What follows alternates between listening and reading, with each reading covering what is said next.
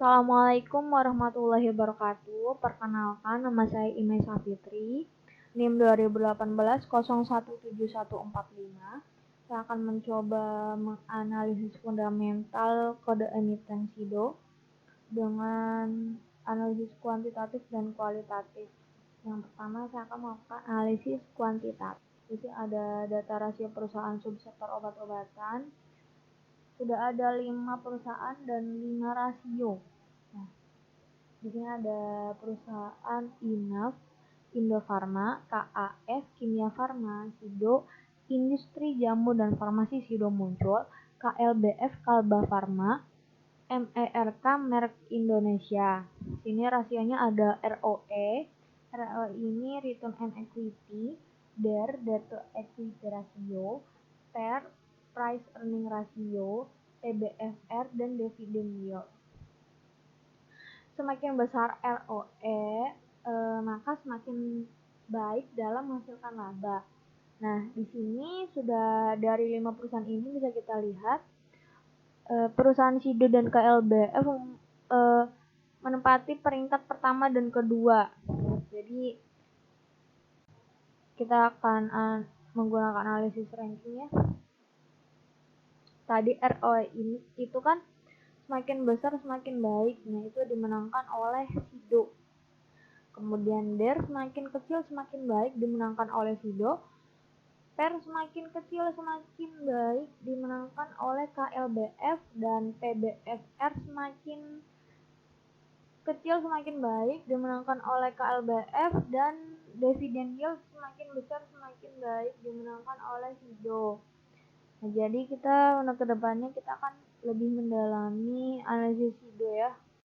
Setelah analisis kuantitatif, kita melanjutkan dengan analisis kualitatif. Mengapa memilih SIDO? SIDO memiliki performa yang sangat baik jika dibandingkan dengan para pesaingnya seperti yang tertera di tabel.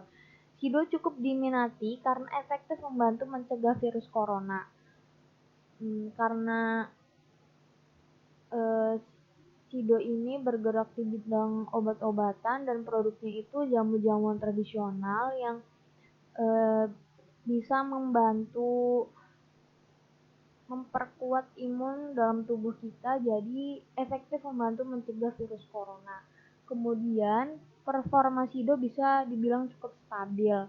Penghargaan yang diraih SIDO pada tahun 2019 seperti Forbes Indonesia sebagai Best of the Best, kemudian The Best Public Company Consumer Goods Sector dari CNBC Indonesia, dan profil PT Industri Jamu dan Farmasi SIDO muncul.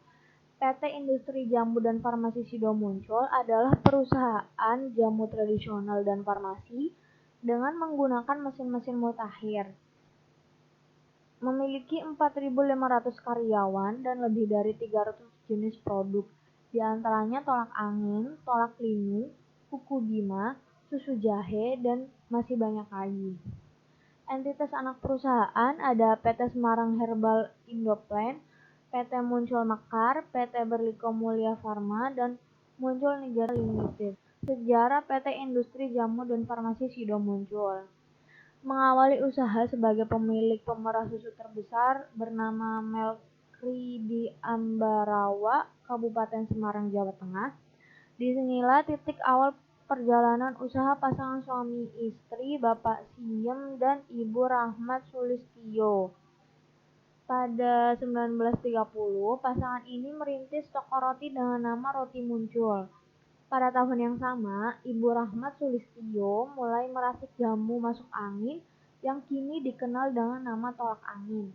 Pada tahun 1935, berbekal kemahiran Ibu Rahmat dalam mengolah jamu dan rempah-rempah, pasangan ini memutuskan membuka usaha jamu di Yogyakarta.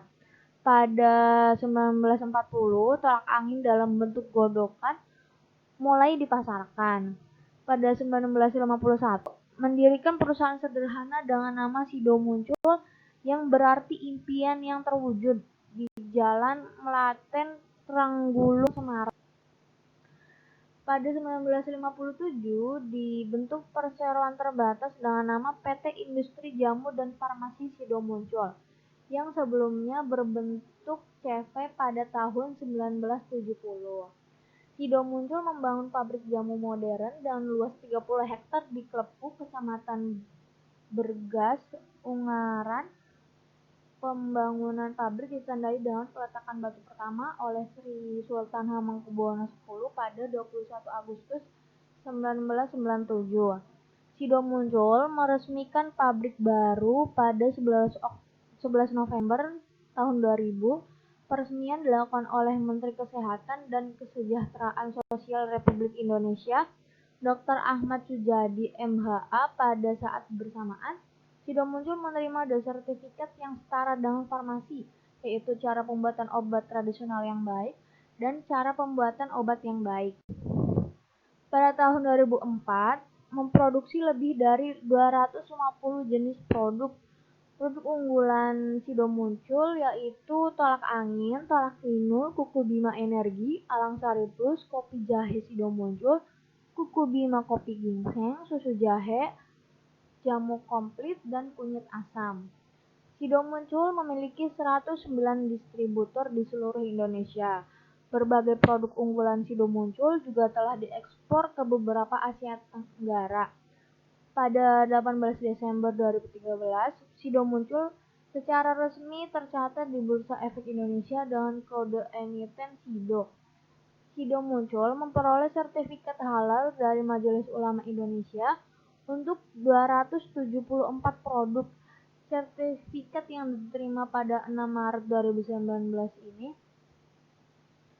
terbagi dalam 4 jenis produk, yaitu jamu, suplemen dan bahan suplemen, minuman dan bahan minuman, serta permen.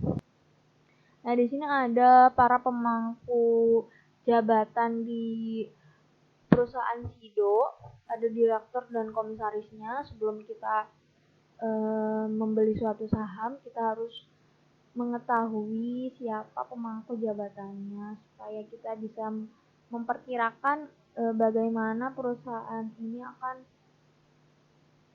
bergerak ke depannya. Terus ada struktur pemegang saham. 81% saham dari Sido ini dipegang oleh PT Hotel Candi Baru dan 19%-nya dimiliki oleh publik.